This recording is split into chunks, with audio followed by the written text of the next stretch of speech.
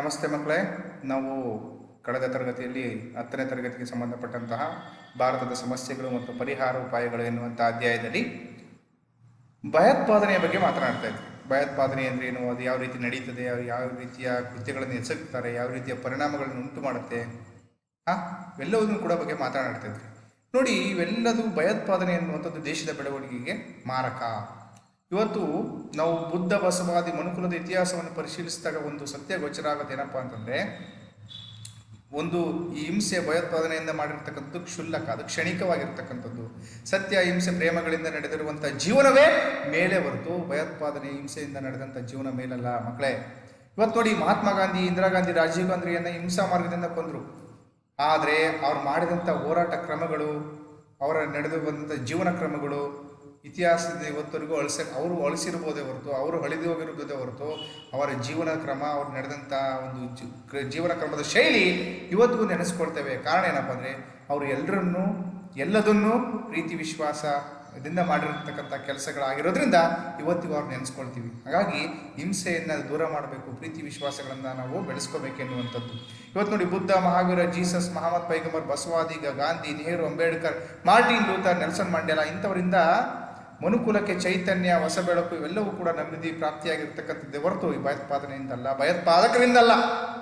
ಹಾಗಾಗಿ ಹಿಂಸೆ ದ್ವೇಷಗಳಿಗಿಂತ ಶಾಂತಿ ಪ್ರೇಮಗಳೇ ಮಿಗಿಲಾಗಿರ್ತಕ್ಕಂಥವು. ಅವುಗಳ ರೀತಿಯಲ್ಲಿ ನಾವು ಬದುಕನ್ನು ಕಟ್ಕೋಬೇಕು ಅನ್ನುವಂಥದ್ದು ಇದರ ಒಂದು ಅಂಶಗಳನ್ನು ನಾವು ತಿಳ್ಕೊಬೇಕಾಗಿರ್ತಕ್ಕಂಥದ್ದು. ಹಿಂಸೆಯನ್ನು ಯಾವತ್ತೂ ಹೋಗಲಾಡಿಸ್ಬೇಕು, ಪ್ರೀತಿ ವಿಶ್ವಾಸಗಳನ್ನ ಬೆಳೆಸ್ಕೋಬೇಕು ಅನ್ನುವಂಥದ್ದು. ನೆಕ್ಸ್ಟ್ ಇಷ್ಟು ನಮಗೆ ಭಯೋತ್ಪಾದನೆ ಬಗ್ಗೆ. ನೆಕ್ಸ್ಟ್ ನಮಗೆ ಕಾರ್ಪೊರೇಟ್ ತಂತ್ರಗಾರಿಕೆ.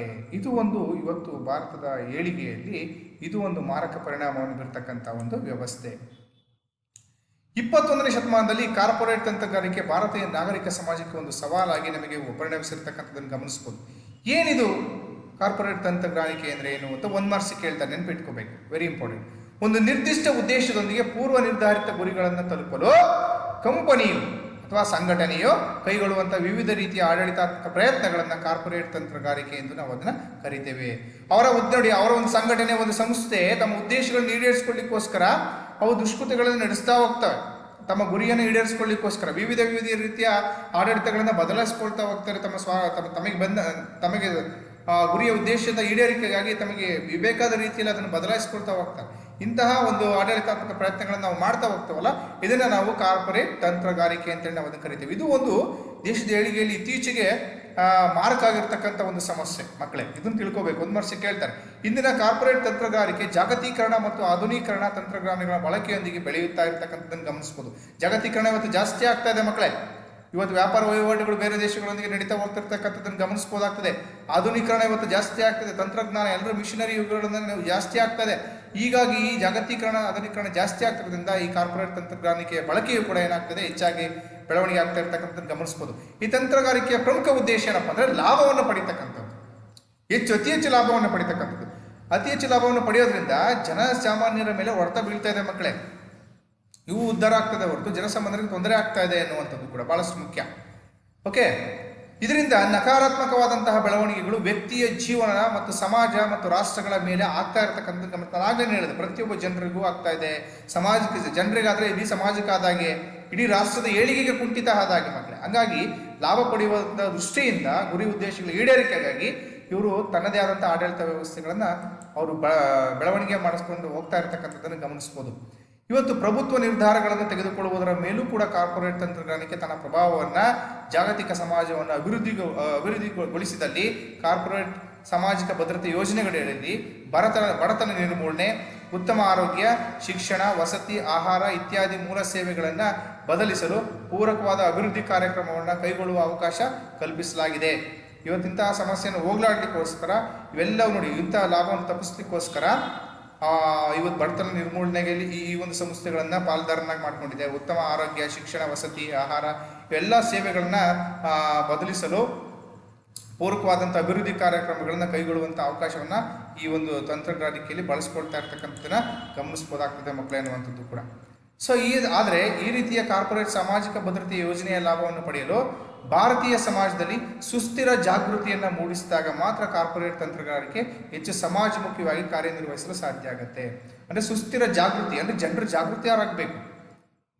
ಯಾವುದು ಸರಿ ಯಾವುದು ತಪ್ಪು ಅನ್ನುವಂಥ ತಿಳುವಳಿಕೆಗಳನ್ನು ಮೂಡಿಸ್ಕೋಬೇಕು. ಲಾಭವನ್ನು ಎಲ್ಲಿ ಪಡ್ಕೊಳ್ತಾ ಇದ್ದಾರೆ, ಎಲ್ಲಿ ನಾವು ಲಾಸ್ ಆಗ್ತಾ ಇದ್ದೀವಿ, ಈ ಥರದ ಒಂದು ಒಂದು ರೀತಿ ಒಂದು ಜ್ಞಾನವನ್ನು ಮೂಡಿಸ್ಕೊಂಡಾಗ ಆ ಲಾಭ ಪಡೆದುಕೊಳ್ತಕ್ಕಂಥವ್ರ ಒಂದು ಪ್ರಮಾಣ ಏನಾಗುತ್ತೆ, ಕಡಿಮೆ ಆಗುತ್ತೆ. ಅವ್ರು ಮಾಡ್ತಕ್ಕಂಥ ಕೆಲಸಗಳು ಸಮಾಜಮುಖಿ ಆಗ್ತಾ ಹೋಗುತ್ತೆ. ಸಮಾಜದ ಏಳಿಗೆಗಾಗಿ, ಪ್ರತಿಯೊಬ್ಬರ ಜನರ ಜೀವನದ ಅನುಕೂಲಕ್ಕಾಗಿ ಮಾಡ್ತಾ ಹೋಗ್ತಾರೆ. ಮತ್ತೆ ನೋಡಿ, ನಾನು ಆಗಲೇ ಭಾಳ ಸಲ ಹೇಳಿದ್ದೀನಿ, ನಾವು ಪ್ರಶ್ನೆ ಮಾಡದೇ ಇದ್ದಾಗ ನಮ್ಮನ್ನು ಮೋಸ ಮಾಡುವಂಥವ್ರ ಸಂಖ್ಯೆ ಜಾಸ್ತಿ ಆಗ್ತದೆ. ಪ್ರಶ್ನೆ ಮಾಡುವಂಥದ್ದು ಮತ್ತು ಜ್ಞಾನವನ್ನು ನಾವು ಬೆಳೆಸ್ಕೊಳ್ತಾ ಹೋದರೆ ನಮ್ಮ ಪರವಾಗಿ ಕೆಲಸ ಮಾಡುವಂಥವ್ರ ಸಂಖ್ಯೆ ಜಾಸ್ತಿ ಆಗ್ತಾ ಹೋಗ್ತದೆ ಮಕ್ಕಳೇ ಅಂತ. ಹಾಗೆಯೇ ಇದು ಕೂಡ ಅಷ್ಟೇ, ನಾವು ಸುಸ್ಥಿರ ಜಾಗೃತಿಯನ್ನು ಮೂಡಿಸ್ಕೋಬೇಕು ಪ್ರತಿಯೊಬ್ಬರು ಕೂಡ. ಆದಾಗ ಈ ಕಾರ್ಪೊರೇಟ್ ತಂತ್ರಗಾರಿಕೆ ಎನ್ನುವಂಥದ್ದು ತಮ್ಮ ಸ್ವಾಹಿತಾಸಕ್ತಿಗೋಸ್ಕರ ನಡೆಸ್ಕೊಳ್ಳೋದ್ರ ಬದಲು ಸಮಾಜಮುಖಿ ಕಾರ್ಯನಿರ್ವಹಿಸುವಂಥ ಕೆಲಸಗಳನ್ನು ಮಾಡ್ತಾ ಹೋಗುತ್ತೆ. ಸೊ ಇಷ್ಟು ಈ ಕಾರ್ಪೊರೇಟ್ ತಂತ್ರಗಾರಿಕೆ ಎನ್ನುವಂಥ ಅಂಶವನ್ನು ಗಮನಿಸ್ಬೋದು ಎನ್ನುವಂಥದ್ದು ಕೂಡ. ಸೊ ಇಷ್ಟು ಇದುವರೆಗೂ ನಾವು ಈ ಒಂದು ಪಾಠದಲ್ಲಿ ಬಹುತೇಕವಾಗಿ ಭಯೋತ್ಪಾದನೆ ಬಗ್ಗೆ ಮಾತನಾಡಿದ್ವಿ, ಭ್ರಷ್ಟಾಚಾರದ ಬಗ್ಗೆ ಮಾತನಾಡಿದ್ವಿ, ತಾರತಮ್ಯದ ಬಗ್ಗೆ ಮಾತನಾಡಿದ್ವಿ, ಮಹಿಳೆಯರ ಸ್ಥಾನಮಾನಗಳ ವಿಚಾರಗಳನ್ನು ಕುರಿತು ಮಾತನಾಡಿದ್ವಿ, ಅವುಗಳಲ್ಲಿ ಯಾವ ರೀತಿ ಸಮಸ್ಯೆಗಳು ಉಂಟಾಗ್ತದೆ, ಅವನ್ನ ಯಾವ ರೀತಿ ಪರಿಣಾಮಗಳನ್ನು ಉಂಟಾಗ್ತದೆ, ಅದನ್ನು ಯಾವ ರೀತಿ ನಿಭಾಯಿಸ್ಕೊಳ್ಬೋದು. ಸೊ ಈ ಥರದ ನಾನಾ ವಿಚಾರಗಳನ್ನು ಮಾತನಾಡಿದ್ವಿ. ಆಮೇಲೆ ಜೊತೆಗೆ ಕಾರ್ಪೊರೇಟ್ ತಂತ್ರಗಾರಿಕೆ ಬಗ್ಗೆ ಮಾತನಾಡಿದ್ವಿ. ಹೀಗೆ ನಾನಾ ವಿಚಾರಗಳನ್ನು ಕುರಿತು ನಾವು ಈ ಒಂದು ಚಾಪ್ಟರ್ನಲ್ಲಿ ಮುಖ್ಯವಾಗಿ ಗಮನಿಸ್ತಾ ಇದ್ವಿ ಎನ್ನುವಂಥದ್ದು ಕೂಡ. ಸೊ ಇಷ್ಟು ನಮಗೆ ಈ ಒಂದು ಚಾಪ್ಟರ್ದಲ್ಲಿ ಬರ್ತಕ್ಕಂಥ ಪ್ರಮುಖ ಅಂಶಗಳು. ಇದರಲ್ಲಿ ಬಹುತೇಕವಾಗಿ 2ರಿಂದ 3 ಮಾರ್ಕ್ಸು 4 ಮಾರ್ಕ್ಸ್ ಕೇಳುವಂಥ ಪ್ರಶ್ನೆಗಳು ಜಾಸ್ತಿ ಇರುತ್ತೆ ಮಕ್ಕಳೇ. ಅದನ್ನು ನಿವಾರಿಸುವಂಥ ಕ್ರಮಗಳು ಏನಿದ್ದಾವಲ್ಲ ಅಂಥವನ್ನು ನೋಡ್ಕೊಳ್ಳಿ. ಆಮೇಲೆ ಯಾವ ರೀತಿ ಅದು 1 ಮಾರ್ಕ್ಸಿಗೆ ಕೇಳುವಂಥ ಕ್ವಶನ್ಸು ಇರುತ್ತೆ. ಸೊ ಭಯೋತ್ಪಾದನೆ ಅಂದರೆ ಏನು, ಕಾರ್ಪೊರೇಟ್ ತಂತ್ರಗಾರಿಕೆ ಅಂದರೆ ಏನು, ಈ ಥರದ ವಿಚಾರಗಳನ್ನು ಈ ಒಂದು ಚಾಪ್ಟರ್ನಲ್ಲಿ ಬಹುತೇಕ ಪ್ರಶ್ನೆಗಳನ್ನು ಕೇಳ್ತಾರೆ ಮಕ್ಕಳೇ. ಸೊ ಇದು ಭಾಳಷ್ಟು ಮುಖ್ಯವಾಗಿರ್ತಕ್ಕಂತಹ ಒಂದು ಚಾಪ್ಟರ್ ಕೂಡ ಹೌದು. ಸೊ ಇದರಲ್ಲಿ ಇಷ್ಟು ಅಂಶಗಳನ್ನು ನಾವು ಈ ಚಾಪ್ಟರ್ನಲ್ಲಿ ಗಮನಿಸಿದ್ವಿ. ಸೊ ಇಲ್ಲಿವರೆಗೂ ಈ ಒಂದು ತರಗತಿಯಲ್ಲಿ ಕೇಳಿರ್ತಕ್ಕಂಥ ತಮ್ಮೆಲ್ಲರಿಗೂ ಕೂಡ ನಾನು ವಂದನೆಗಳನ್ನು ಹೇಳ್ತಾ ನನ್ನ ಈ ಒಂದು ಪಾಠವನ್ನು ನಾನು ನಿಲ್ಲಿಸ್ತಾ ಇದ್ದೇನೆ. ಧನ್ಯವಾದಗಳು ಎಲ್ರಿಗೂ.